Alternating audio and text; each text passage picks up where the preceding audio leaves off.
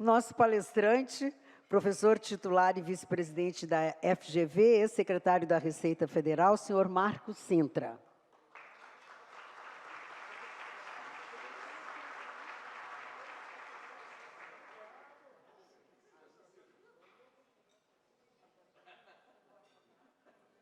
Eu acho que vamos começar a ouvir de pronto o professor Marcos Cintra, trazer uma visão geral de uma reforma tributária que, muito embora discutida desde os anos, desde a Constituição ali, de 88, teve um texto atropelado, um prazo curtíssimo para debate na Câmara, aprovado em 2 turnos numa única noite, sem respeito a, desrespeitando os ritos tradicionais da aprovação de uma proposta de emenda constitucional. Então, vamos ouvir logo a sua visão sobre essa maluquice chamada reforma tributária, se o senhor acha que vai ser boa, vai ser ruim para a nossa sociedade, para a nossa economia.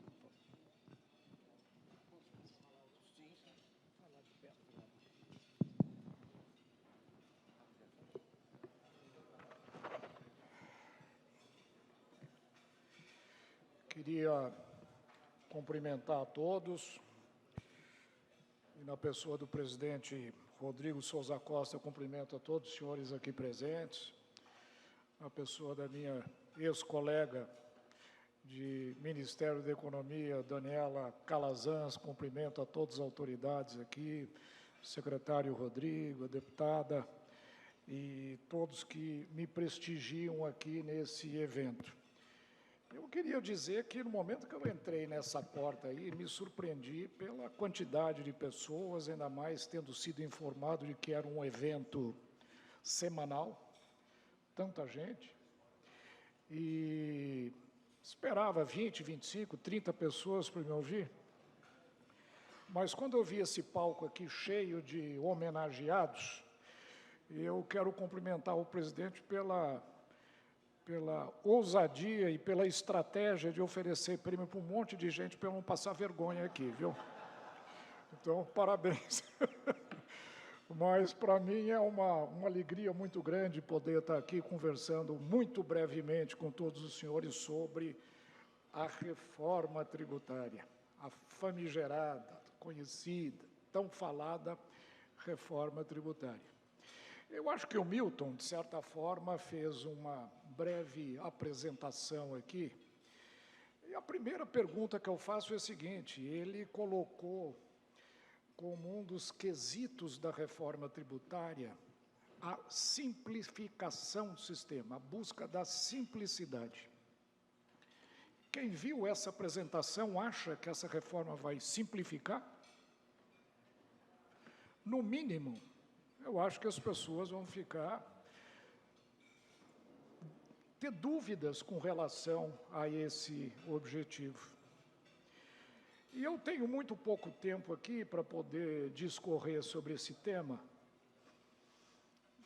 e eu quero, de uma forma muito rápida, dar um voo de pássaro sobre a reforma tributária e carregar nas tintas um pouco nas críticas que eu faço ao projeto, e que tenho certeza que muitos dos senhores também fariam.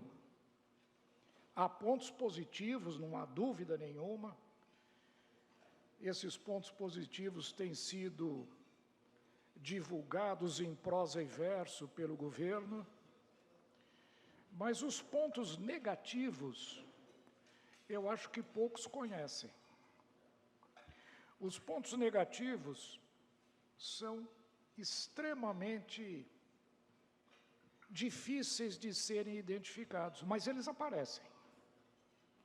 Não há como esconder, e os senhores aqui no Rio Grande do Sul estão hoje passando por um desses problemas, que é os impactos secundários, os subprodutos que essa reforma tributária pode causar. E isso já foi discutido, eventualmente, por todos os senhores. A reforma sequer foi aprovada e já está criando impactos altistas na carga tributária brasileira, a exemplo do que está acontecendo em todo o Brasil. Há justificativas para isso ou não? Não quero entrar nesse mérito. Acredito que sim. Mas o fato é que, para o bem ou para o mal, esta reforma tributária está já tendo impactos extremamente perversos na economia. De onde vêm esses problemas? Qual é a origem da incerteza e da insegurança que eu vejo nesse projeto de reforma tributária? Eu acho que ninguém aqui em sã consciência vai dizer que reforma tributária não é necessária. É evidente que é necessária. Agora, o que eu não tolero ouvir é a frase de que qualquer reforma tributária é boa porque pior do que está não pode ficar. Isso simplesmente não é verdade. Não existe nada ruim que não possa ficar pior.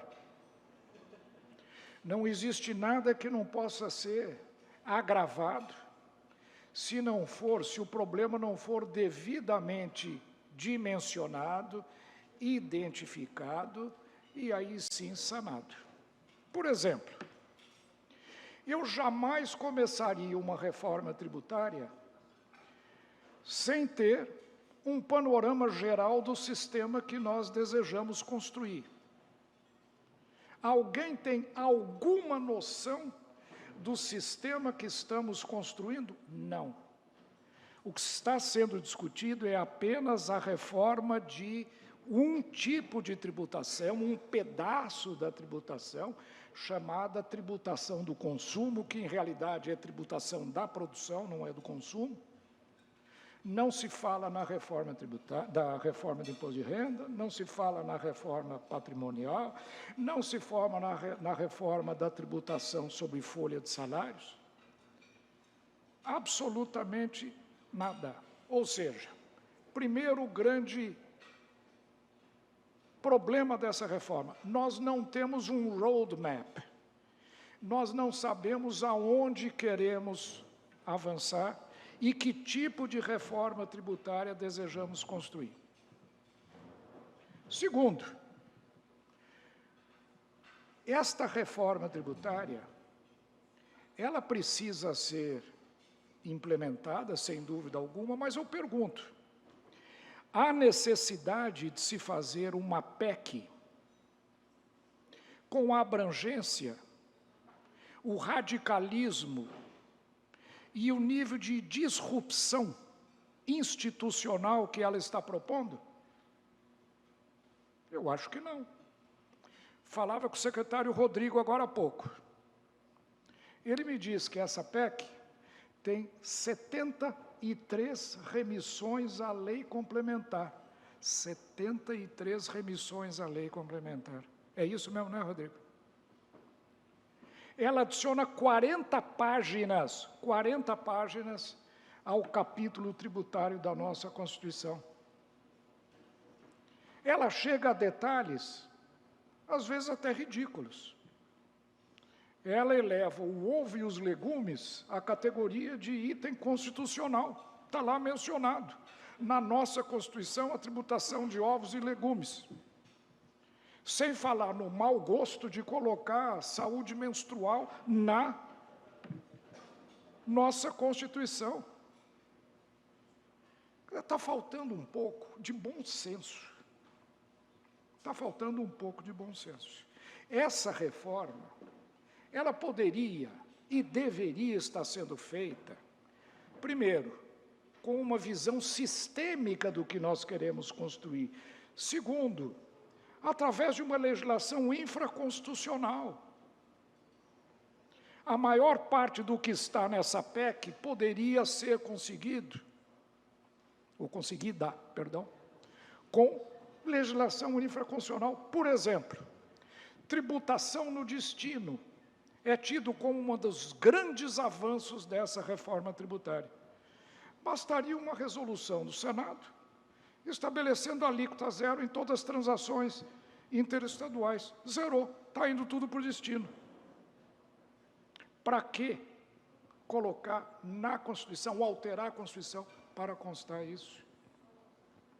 Nós conhecemos os problemas que o nosso sistema tributário tem. É guerra fiscal? Vamos resolver o problema da guerra fiscal, aperfeiçoando a legislação que já existe, é muito boa e não é cumprida, sem querer reinventar a roda. Cumulatividade, o Milton nos mostrou. Isso está sendo apresentado pelos defensores dessa proposta como a quintessência da modernidade. Agora nós teremos não cumulatividade ampla. A redação é a mesma, ele mostrou aqui.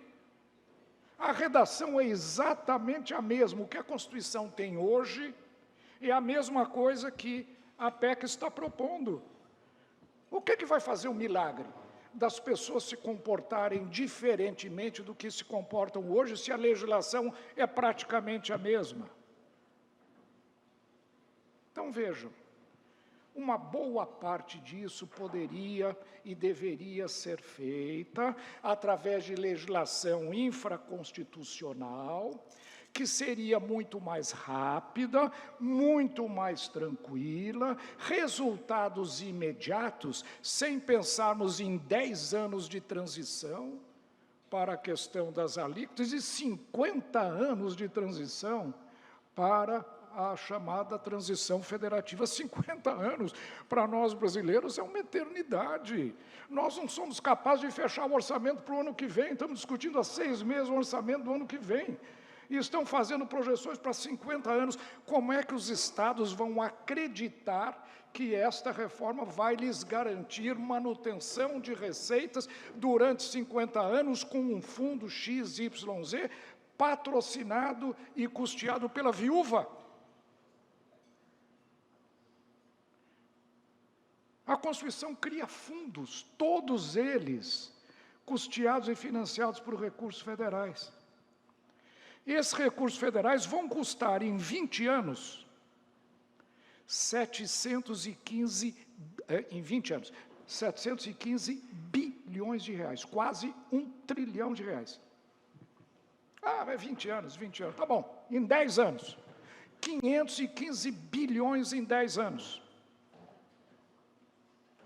Esse governo fica atrás de 1 bilhão aqui ou ali, inventa modificações no CARF, faz contingenciamento para levantar 1 bilhão, 2 milhões, 3 milhões, tributa fundos exclusivos para levantar 9 milhões, alterando todo o equilíbrio econômico já conquistado. E o governo assume a responsabilidade de dar, anualmente, 60 bilhões só para um fundo, que é o Fundo de Desenvolvimento Econômico, que era 40 bilhões, os estados pressionaram e foi para 60 bilhões, não é isso, Dani? Como acreditar nisso? Você que viveu lá no Tesouro conhece bem isso. É o mesmo erro que a Índia cometeu. A Índia também fez a reforma tributária às custas do governo central assimilar todos os custos da reforma tributária. Precisa dizer que não foi cumprido? Não precisa nem dizer. Eles estão pagando ainda os estados recursos que deveriam ter sido transferidos em 2019, gerando um baita de um problema político, inclusive que levou à intervenção em 2 estados indianos. E aqui no Brasil o governo promete 700 bilhões de reais para custear a reforma tributária. Qual é a credibilidade desse compromisso? Qual é a segurança que os gestores públicos, próximos governadores, próximos prefeitos terão em circunstâncias como essa? Então, vejam, é uma reforma tributária cerebrina, é uma reforma tributária teórica, de laboratório, que começou com a PEC 45 lá atrás, em 2019, que é um bom projeto para a sala de aula. Eu, quando estou dando aula, posso colocar a PEC de 45 como um exemplo do que é uma PEC ideal. Por exemplo, a alíquota única. Era o que dizia a PEC 19, alíquota única. Uma alíquota para todos os bens e serviços. Seria o ideal, teoricamente, os economistas sabem isso. Garantiria neutralidade alocativa. esta alíquota teria que incidir sobre todos os bens e serviços. Todos os bens e serviços teriam que ser tributados por essa única alíquota, que era o que a PEC 45 dizia. Maravilha, é muito bom. Agora, é uma proposta de carne e osso? Não. É uma proposta de sala de aula. É uma proposta heurística. É uma proposta que mostra um modelo que seria o ideal. Agora, não é uma coisa para ser levada a sério. É lógico que, ao longo desses anos, esse projeto passou por profundas transformações, entrou a PEC 110 no meio, do meu amigo deputado Luiz Carlos Rauli, acabou virando um pouco mais plausível, mas é um projeto de reforma tributária que agride algumas instituições brasileiras, como o Pacto Federativo. Está aqui o meu secretário, presidente da Associação dos Secretários de Finanças, né? O que seria saudável para o Brasil, um caminho na direção da descentralização, da municipalização dos serviços. Quem é prefeito sabe o drama que é atender as demandas que recaem sempre sobre os municípios. Agora, sequer um instrumento tributário eles terão. Eu não posso discordar do governador Caiado quando ele diz que ele vai receber a mesada dele. Vai ser uma mesada mesmo. Como fazer política econômica, fazer política social, fazer política de desenvolvimento nessas condições? Então, essa é uma reforma tributária que eu, infelizmente, vejo com enorme preocupação do ponto de vista institucional. Ela gera problemas políticos sérios. Esse conselho gestor vai representar 27 estados e 5.600 municípios. Como é que um grupo de 30 pessoas, ou 40 ou 50, vai representar 5.000 municípios, que vão desde São Paulo até um município de 5, 10 mil pessoas, espalhados pelo Brasil inteiro? Qual é o critério? Não tem problema nenhum. Isso vai ser gerido como uma SA, vai se fazer uma assembleia e vai ter voto, todo mundo vai ter voto, etc, etc. Esse era um dos projetos. Quer dizer, as reuniões iam ter que ser feitas no Maracanã para reunir a assembleia de 5.600 acionistas. Quer dizer, são coisas que simplesmente agridem o bom senso e agridem as pessoas que viveram e vivenciaram a dificuldade de gerir um sistema tributário. É uma coisa de acadêmicos, que eu respeito muito. Acho que são importantes. Eu também vivo essa vida. Mas eu acho que a pessoa, antes de se arvorar em autoridade para fazer uma reforma tributária, passa do outro lado do balcão. Vai administrar um sistema tributário. Vou dar um exemplo para vocês. A deputada, o secretário e a secretária sabem disso. Gestor público assina um cheque devolvendo dinheiro do Tesouro com facilidade, com a rapidez que estão dizendo que vão fazer, que em 60 dias você é obrigado a devolver todo o crédito acumulado. O deputado assinaria uma coisa dessa? E não é um cheque. 200, 300, 400, 500 por dia. Pois vejam, a reforma tributária estabelece que bares, restaurantes, hotéis, parques de diversão e empresas de aviação regional terão uma tributação beneficiada. Eu não sei qual vai ser a tributação beneficiada. Vamos supor que seja a metade da alíquota modal, que em vez de 20% será 10%, 15%. O que vai acontecer com essas empresas? Cada hotel, cada bar e cada restaurante vai passar a acumular créditos. Ela vai comprar os insumos com alíquota de 25%, 27% e 30% e vai vender com alíquota de 10%. Isso quer dizer que o gestor desse sistema vai ter que devolver crédito para dono de bar, dono de restaurante, dono de hotel, dono de, enfim, de roda de samba, seja o que for, rotineiramente. É possível uma pessoa começar a assinar cheque sem um processo de auditoria antes? Quem fizer isso vai ser perseguido durante gerações pelo Ministério Público com processos nas costas, porque é fácil receber uma alegação de ilegalidade e provavelmente alguma coisa. Lidar com dinheiro público não é a mesma coisa que lidar com recurso privado. Nós precisamos minimizar as condições de devolução de crédito acumulado. O setor exportador é um deles, logicamente, acontece, é importante. Olha a Lei Candir, a confusão que está dando e que há 30 anos não se consegue resolver.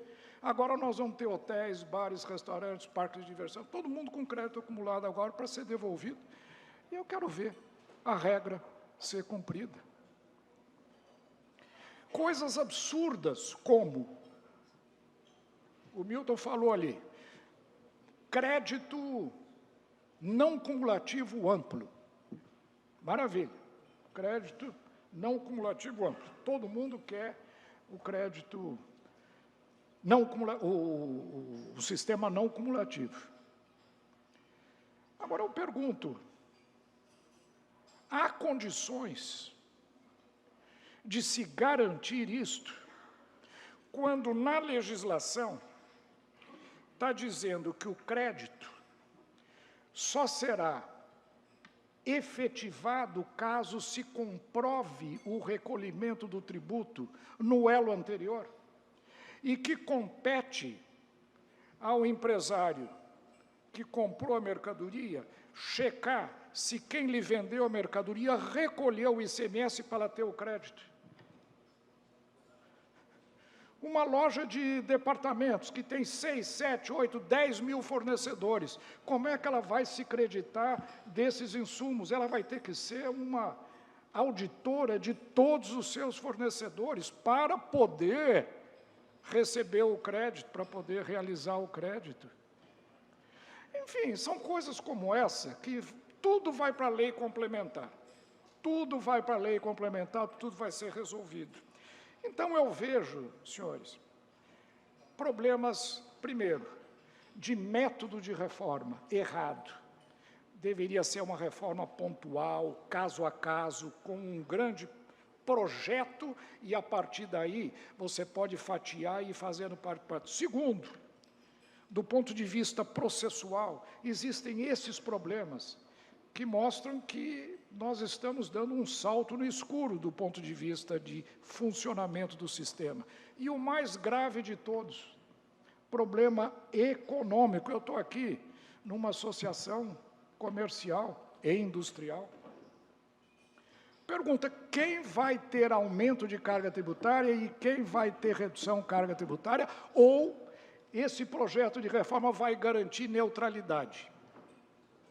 Quando eu falo neutralidade, não é neutralidade na carga tributária total. Neutralidade na carga tributária total é fácil, você ajusta a alíquota modal. Tal. O problema é ver, pontualmente, setorialmente, através de metodologias interindustriais, quem vai ter aumento ou redução de carga tributária.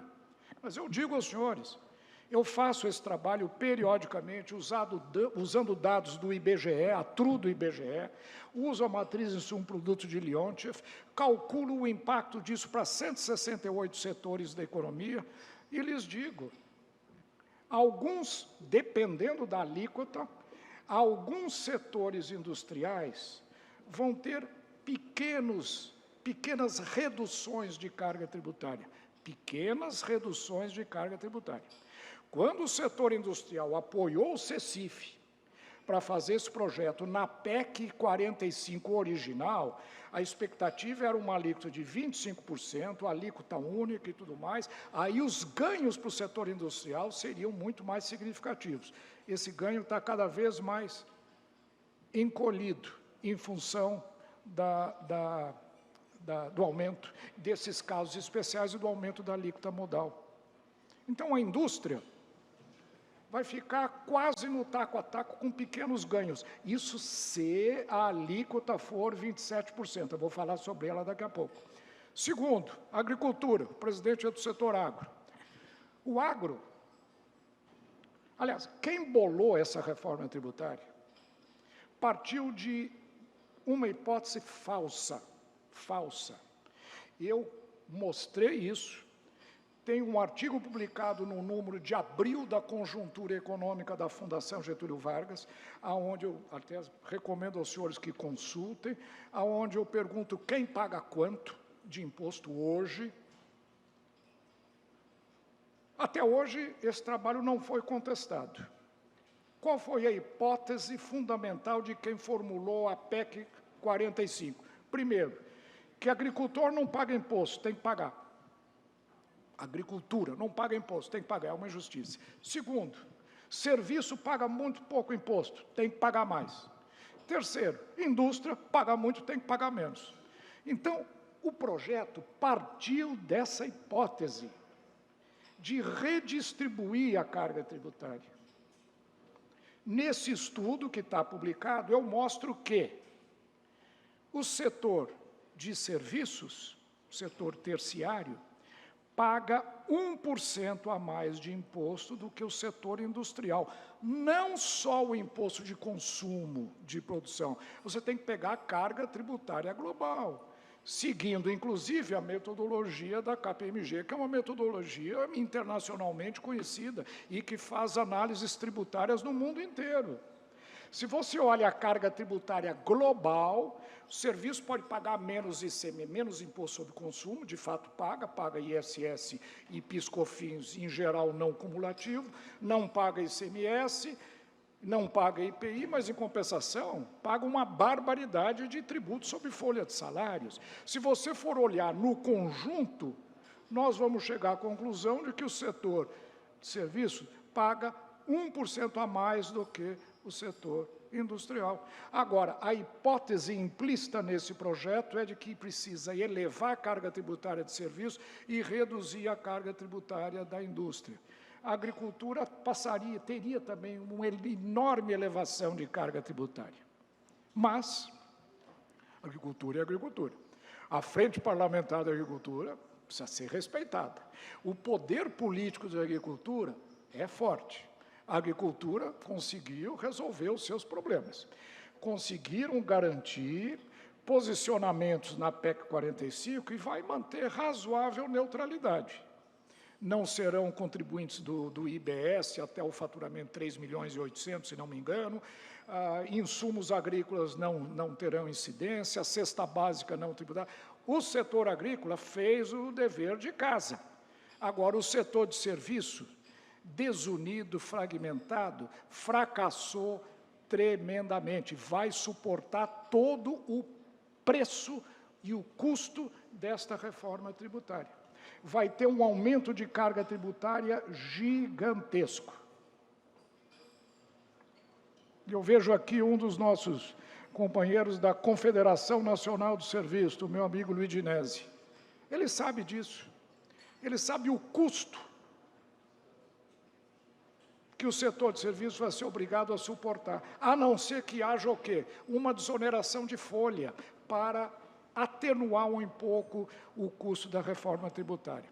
Eu não quero me alongar mais, mas eu só queria dizer o seguinte: essa reforma tributária, portanto, ela tem, na minha avaliação, uma falha metodológica. Eu não faria por PEC, faria por lei ordinária. Teria uma imagem global, um roadmap antes de começar. Segundo, ela não simplifica, pelo contrário, ela tenta criar uma série de casos especiais, que, aliás, por pressão política, para conseguirem votos para aprovar a reforma, foram obrigados a aceitar. Quem assistiu à aprovação dessa PEC na Câmara dos Deputados deve ter ficado escandalizado com o que apareceu na televisão. Enquanto o relator fazia a apresentação do projeto, iam chegando propostas, alterações, negociações de voto, põe isso aqui para ter mais voto, tira isso para ter mais voto, e ele ia fazendo isso ao longo do processo. O projeto foi aprovado em 2 turnos na Câmara dos Deputados, com um intervalo de 1 hora entre o primeiro e o segundo turno, quando o regimento da Câmara é claro. Eu estive lá, eu vivi isso, o regimento é claro. Tem que haver interstício de 5 sessões entre o primeiro e o segundo. Desrespeitaram isso. 15 dias depois do projeto ter sido apresentado à sociedade, ele foi levado à votação. 90% dos parlamentares não tinham a mínima ideia do que estavam votando. Foi uma negociação política. Faltou transparência, faltou debate, faltou discussão com os senhores. Bom, isso quer dizer o quê? A reforma está perdida? Eu acho, na minha avaliação, que, e para concluir, Inês é morta. Esse projeto já passou, vai passar, não vejo mais como ele sofrer grandes alterações, mas o inferno vai começar a partir do ano que vem, quando as leis complementares vão começar a ser discutidas. E aí é que os senhores vão começar a sentir, de fato, o que esta reforma tributária pode significar para os seus negócios especificamente, a começar pela alíquota. É possível se fazer uma reforma tributária desta profundidade sem que o governo sinalize ou garanta qual vai ser a alíquota desse novo imposto? Não sabe. Eu cheguei a ter uma resposta até ofensiva a um alto executivo do governo. Qual vai ser a alíquota? Sabe qual foi a resposta? A alíquota necessária. Ele me falou isso. Qual a alíquota necessária? Necessária para quê, cara pálida? Como é possível se fazer uma reforma tributária desta forma? Chega a ser ofensivo à inteligência das pessoas, da sociedade. Então, faltou transparência, foi um projeto assodado, foi um projeto que teve erro metodológico, está tendo erros operacionais, vai ter impactos econômicos muito sérios. Isso tudo vai ser discutido e vai vir à tona a partir do ano que vem. E fica a grande incógnita e a grande conclusão. Se os senhores me perguntarem qual é a sua previsão, eu vou lhes dizer, o projeto vai ser aprovado, eu acho, basicamente como está. Nós vamos ter 2 anos de absoluto caos em termos de debates econômicos, na formulação dessas 2 leis, ou 3 leis complementares. A informação que eu soube é que o Ministério da Fazenda está fazendo 3 leis complementares, ninguém sabe o que é.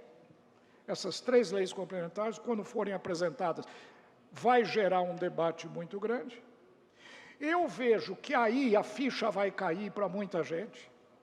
As demandas, e quem conhece o Brasil sabe como as coisas funcionam, as demandas vão surgir, os parlamentares vão representar os seus representados, vão começar a apresentar, vai ter uma enxurrada de projetos de lei, até mesmo de PECs, alterando ou corrigindo a PEC 45 como aprovada, e nós vamos praticamente estar começando de novo, do zero, ou seja, eu não me surpreenderia se no final do processo, daqui a 3 anos, nós tivermos alguma coisa muito diferente do que está sendo aprovada hoje, a partir desses ajustes que vão se tornar necessários. Eu podia depois discorrer um pouco sobre que ajustes eu acho que seriam necessários, mas a mensagem que eu queria deixar é o seguinte: nós seremos lançados aos próximos anos num mar de incertezas, o que não é bom para o ambiente de negócios no Brasil. Vai ser um período de indefinições, um período de grandes debates e um período, quem sabe, até de paralisação da atividade econômica, de planejamento de médio e longo prazo do empresariado. As modificações virão, sem dúvida alguma, quem sabe para melhor, mas a minha perspectiva são de tempos muito bicudos daqui para frente, em função da falta de discussão, da falta de debate, da falta de estudos de impacto e, sobretudo, da falta de participação da sociedade como um todo. E eu finalizo dizendo, eu disse que ia carregar nas tintas nos pontos negativos. porque eu quero alertar os senhores para aquilo que deve acontecer. Os pontos positivos eu não preciso falar. É só abrir qualquer página, ouvir qualquer fala do ministro, ou do API, ou de qualquer jornalista, vai estar lá uma coisa, não, vai ser maravilhoso, vai acabar a cumulatividade plena, e vai ter redução da evasão, o princípio do destino é maravilhoso, o crédito amplo é muito bom, de fato é. Enfim, os pontos positivos, muitos são verdadeiros, eu não vou menosprezar isso, não. Só o fato de nós termos uma legislação que fosse só do ICMS, já seria maravilhoso. Já seria maravilhoso, mas mantendo a autonomia dos estados sobre a sua tributação. Então, existem pontos positivos que eu não quero aqui absolutamente negar, mas as incertezas, os impactos negativos já previstos e aqueles que já estamos começando a enfrentar são muito sérios. E minha recomendação, presidente, organize a sua entidade, organize todas as entidades representativas das atividades produtoras no Brasil. Esse é o pleito que eu faço. Se preparem para um debate muito profundo a partir do ano que vem. Não deixemos mais a reforma tributária ser conduzida pelos escaninhos burocráticos que apresentam um algoritmo qualquer, porque dizem que 180 países no mundo têm isso, 180 países do mundo têm aquilo, que é uma maravilha, pegam esse algoritmo e colocam e jogam dentro da economia brasileira, sem analisar com maior detalhe as nossas circunstâncias. Nós somos nós e as nossas circunstâncias. Não vamos nos esquecer disso. Então, era essa mensagem que eu quis dizer. Não é uma mensagem de pessimismo, é uma mensagem muito crítica, mas é uma mensagem de alerta, presidente, alerta. Tá? A reforma tributária está apenas começando, mas, infelizmente, na minha avaliação, começou no pé errado. Muito obrigado.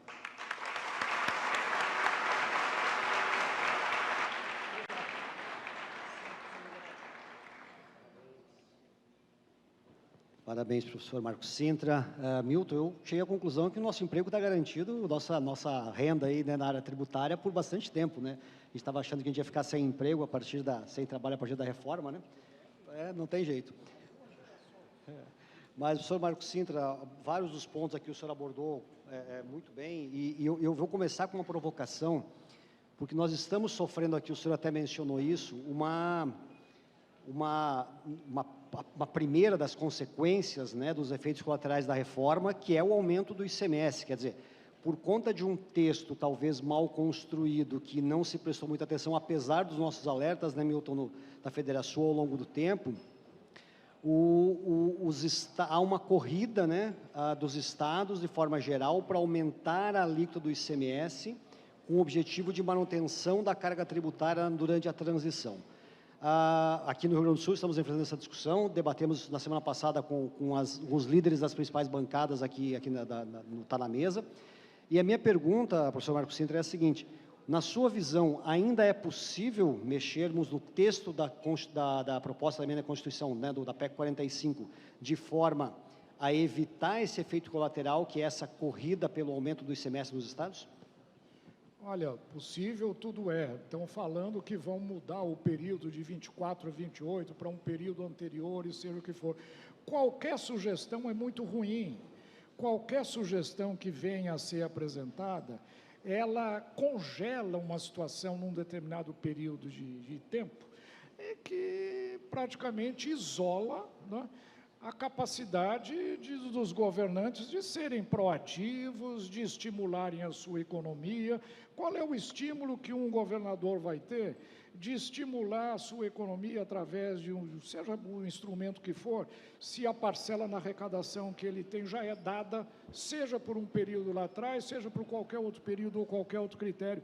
De novo, algoritmo não funciona em tributação. Tributação tem que ter escrito e certo, e a cada ação existe uma reação.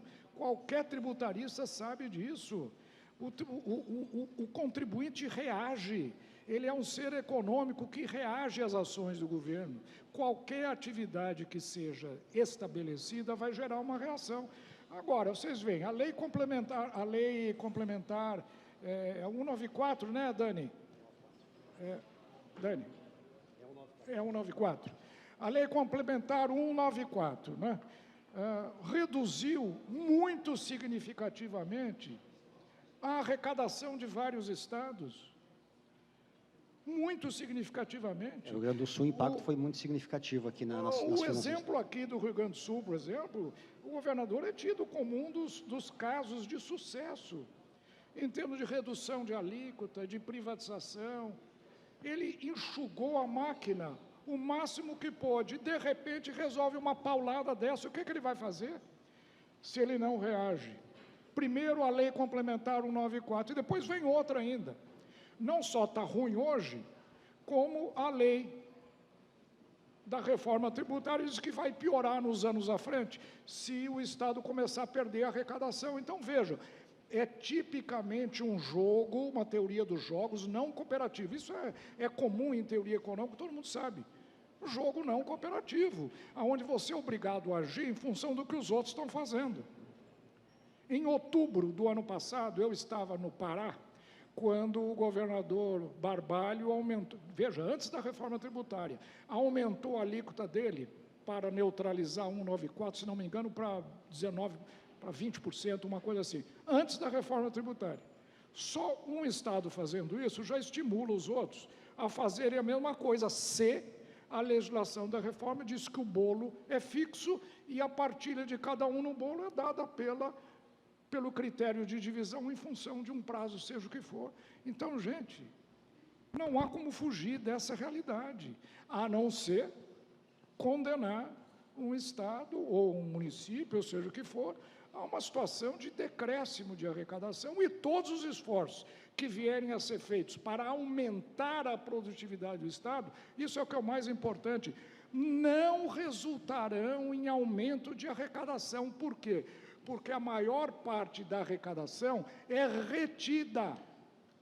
Começa com 90% da arrecadação retida. Então, se você trabalha muito para aumentar a arrecadação, 90% do seu esforço é retido pelo Conselho Federativo, só 10% vem...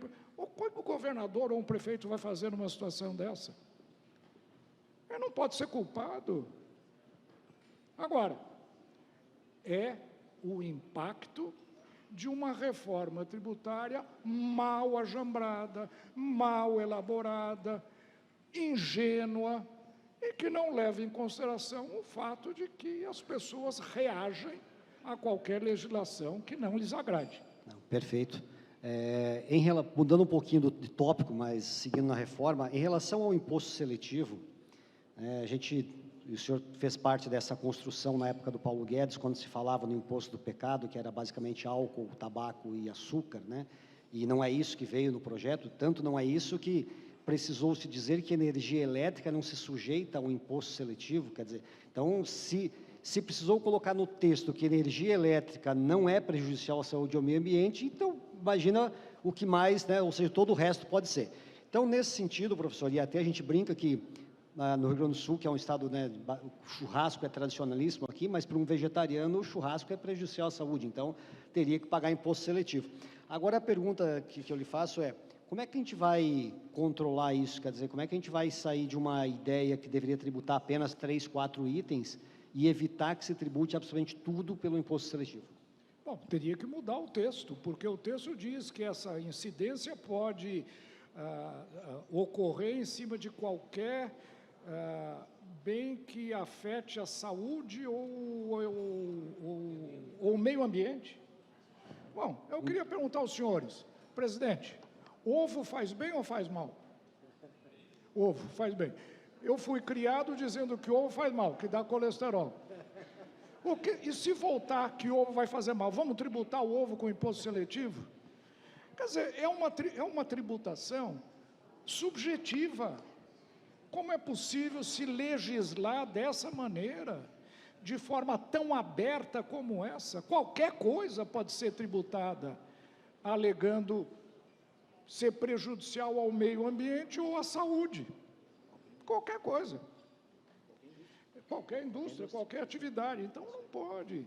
Então, eu vejo o seguinte, da forma como o projeto está sendo aprovado, a única maneira de melhorar esse texto é através de emendas, através de nova legislação, e isso vai surgir com muita clareza na minha avaliação, a partir do momento em que o debate se instalar na sociedade com as leis complementares quando forem discutidas. Aí esse tema vai ser muito importante, todos esses temas, e coisas que a gente nem imagina vão surgir. E provavelmente a alteração legislativa vai ter que ser necessária. Professor, eu recebi uma centena de WhatsApp aqui perguntando sobre o imposto de renda. Né, porque a gente tinha, na época do Paulo Guedes, lá o projeto da 2337, que era um projeto até bastante razoável, porque trazia uma redução da alíquota da pessoa jurídica em contrapartida do aumento da tributação, aliás, do dividendo, que hoje é zero. E agora a PEC está prevendo aí 90 dias para se encaminhar um projeto, imagina-se que vem um projeto novo, e a pergunta é, primeiro, o senhor acha que isso vem em 24 para tributar em 25? E a segunda pergunta, o senhor acha que virá alguma redução da pessoa jurídica ou só vamos ter mais um tributo pela frente? Eu acho que, em havendo tributação de dividendos, como tudo indica que vai haver, a redução da alíquota do imposto de renda e do adicional e da contribuição social sobre lucro líquido, que juntos perfazem 34%, vai ter que ser reduzido. A alíquota incidente sobre o lucro corporativo na OCDE não passa de 22%, 23%. A nossa, mesmo sendo o imposto de renda mais o adicional da contribuição social sobre o lucro líquido, chega a 34%. Lá eles tributam dividendo, aqui nós não tributamos. Veja, é a troca de 6 por meia dúzia. Não tributar dividendo com uma alíquota incidente sobre o lucro mais alta, foi uma inovação que foi feita em 1995, elogiada pelo Fundo Monetário Internacional.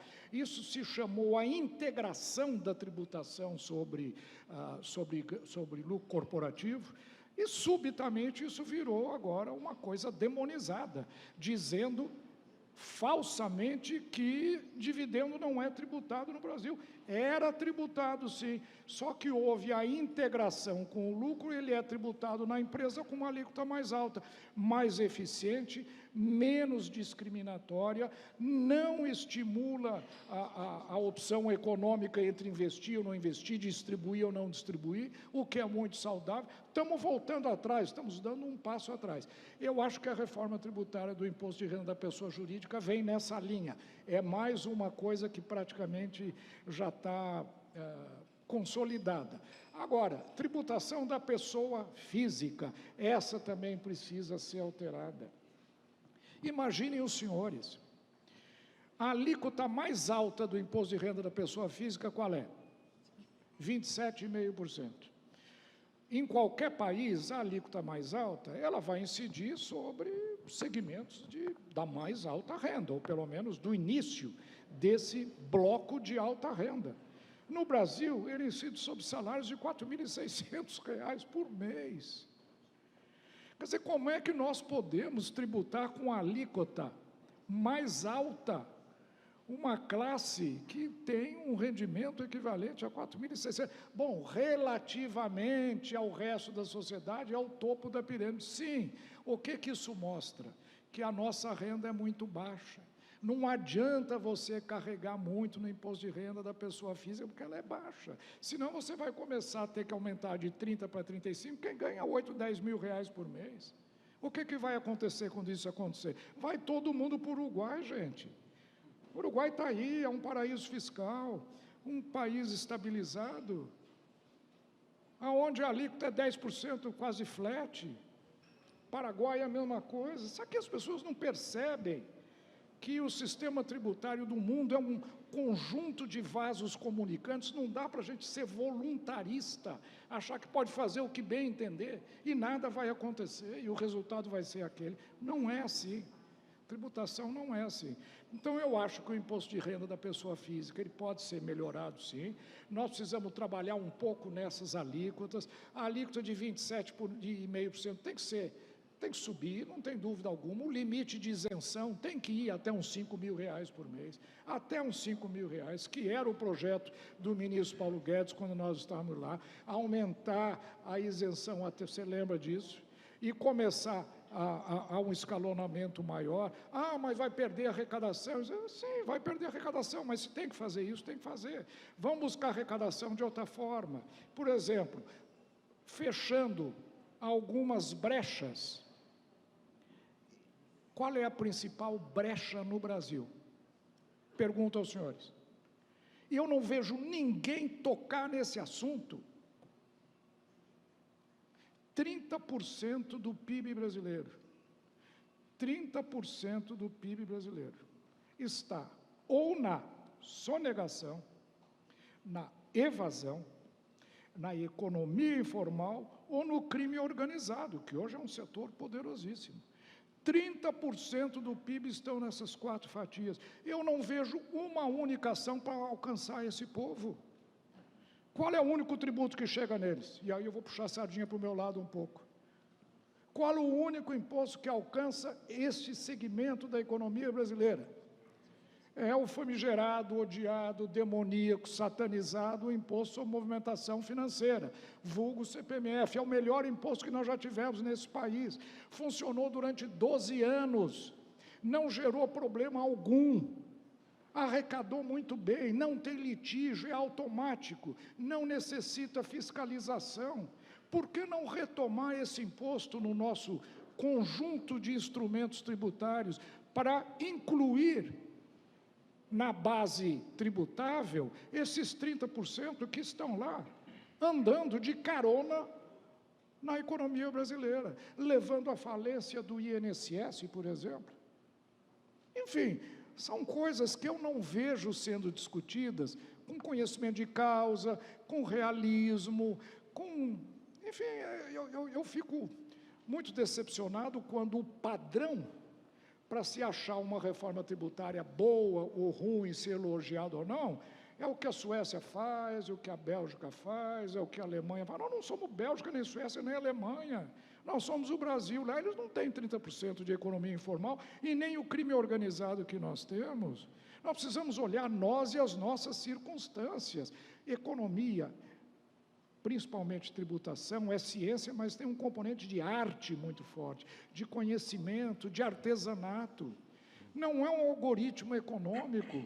Os economistas pegaram de roldão, praticamente sequestraram o tema tributário, achando que formuletas e algoritmos econômicos resolvem o problema, e não. Tem que ser ouvido os tributaristas, tem que ser ouvido as instituições brasileiras, os políticos. O que o economista mais faz é criticar político. Ah, eu fiz um projeto de reforma tributária belíssimo. Chegou na Câmara, saiu o inverso daquilo que nós propusemos. Você esperava alguma coisa diferente? Qual é o papel do parlamentar? É exatamente esse. É filtrar, é melhorar, às vezes piora, mas é o que a sociedade pensa. E economista não admite isso. Acha que devia calar a boca do político, devia calar a boca do gestor público e que a sua visão é a única que vale. É aquela que é baseada em fórmulas matemáticas, que todos nós sabemos fazer, mas precisa ser usada com parcimônia, com um mínimo de bom senso, e não achando que aquilo é a realidade imperativa de uma sociedade. Não é. Aquilo é... usando a imagem de Aristóteles, né? Aquilo é meramente a sombra na caverna. A realidade é outra. A realidade é outra. Infelizmente, nós vamos ter que encerrar, pelo adiantado da hora. A vontade era de ficarmos o dia todo aqui, conversando com o professor Marcos Cintra. Nos trouxe uma aula aí do mundo real tributário, né? Como é que as coisas efetivamente podem ou vão funcionar. E queremos agradecer muito, professor, a sua presença aqui. Vamos querer o senhor de novo aqui, porque o trabalho está apenas começando. Então, também ao Toledo aí pela contribuição e agradecendo a presença de todos aqui. Dou por encerrado, então, o Tá na Mesa. Muito obrigado.